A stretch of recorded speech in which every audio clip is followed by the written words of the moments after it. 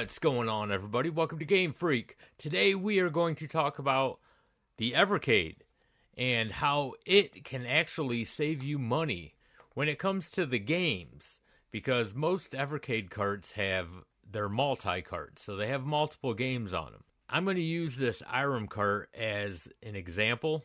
Now, if you buy the Evercade EXP, this cart actually comes with it. This has 6 games on it. Now, if you buy the Evercade VS, then that comes with 2 carts if you get the premium, because that will come with the Technos cart and the Data East cart, and both of them have more than 6 games on. But like I said, we are going to focus on this Irem cart because it's an easy example for me. So let's say you don't get the EXP and you want this cart and you go and buy it. This cart's going to run you $20. Like I said, it has 6 games on it. The 6 games are R-Type, In the Hunt, Moon Patrol, Lightning Swords, which is also, like Ken Go or something like that, the Japanese version. Battle Chopper, Japanese version of that is Mr. Heli, I believe. And 10-Yard Fight, which I can't stand that game. If you're wondering how you can save money buying this, what I'm going to do is I'm going to go through all 6 of these games and let you know how much they cost individually. So remember, this cart, $20. Now I'm going to go by what Price Chart says, and I have preached on numerous videos how Price Chart is a fucking scam. It's almost like how WADA is a scam, how when people get their games graded, fuck that shit. That's all bullshit. I'm going to show you how much money you can save just by getting a $20 cart. So let's go through these games. Let's start out with R-Type. Now, according to Price Chart, a new copy of this on the Sega Master System is $114.52. A complete is $37.49, and a loose copy is going to run you $25. Right there, you're already saving $5. I mean, for a loose copy, $25. You're getting 6 games on this for $20. So let's go to the next game, which is In the Hunt. Now, this is where it starts getting really wild. In the Hunt for the PlayStation 1, brand new, $364. A complete is $140, basically. And a loose copy is $50. And then, you go down to that graded bullshit where somehow this game is worth $400. So, yeah, we all know that's all bullshit. Look how much money you're saving. $20 here. Let's not stop.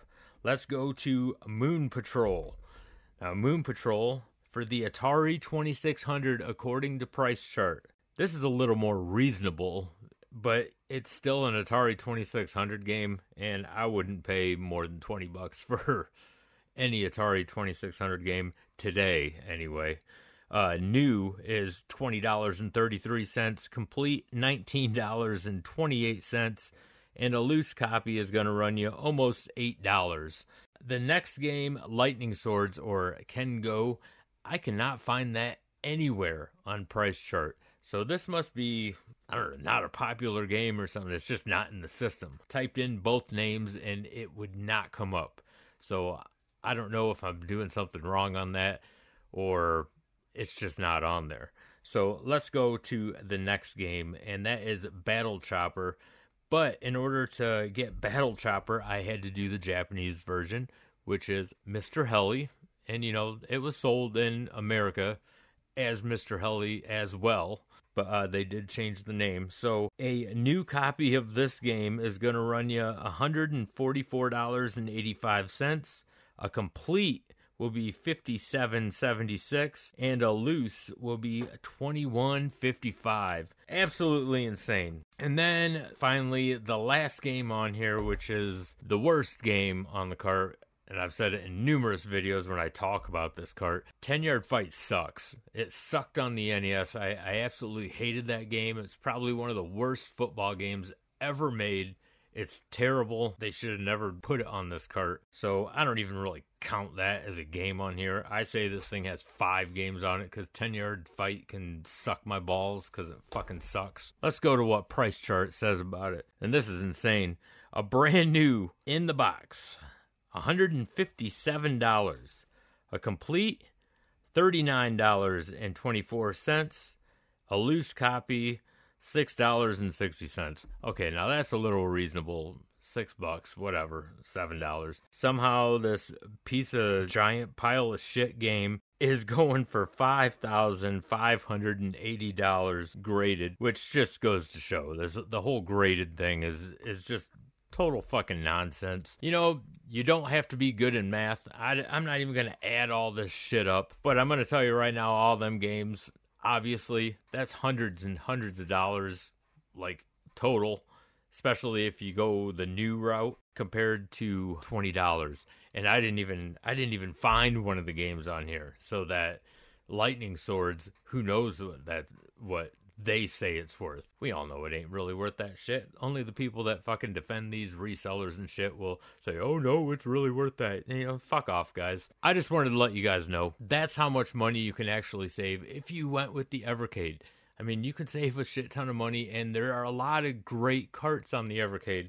There's also a lot of snoozers out there, too, so you gotta watch out. Some carts, you know, it might only have, like, 2 good games on it, and the rest might just be fillers or something, but sometimes them games are good enough where it's worth the $20, and it's only $20, so, I mean, you can't really bitch with $20. That's why I'm not too pissed that, you know, I do own a couple Evercade carts that I'm just not a fan of. Big deal, man. I lost maybe a total of $40, $60, but that's like 3 carts. So every one of them at least has one good game on it, though, even them bad ones. But when it comes to like the arcade carts, these purple ones, most of them are good except that last Pico arcade. That's just nasty diarrhea shit of a cart. It's a bad cart. Wouldn't recommend that. If you want, you can go check out for yourself on Price Chart if you think that I somehow fucked with these numbers and made it up. No, that came straight from Price Chart. Go check them out yourself. Yeah, I hope this helped you out if you're on the fence of getting the Evercade, and if you're into retro gaming and you want to save some money, this is the way to go, man. This is the way to go. It's a really great system. I mean, I play my Evercade, which powers one of my arcade cabinets, my Evercade VS does. I play this thing as much as I do my PS5. So it's like right below the PS5 on my playlist. I'm not saying it's as good as the PS5. By no means am I saying that. It is my second go-to console. I actually love this thing. I hope this helped you out if you're on the fence. If you are new to the channel, don't forget to hit that like and subscribe button. It really helps out the channel a lot, and I greatly appreciate it. And until the next video, game on, everybody!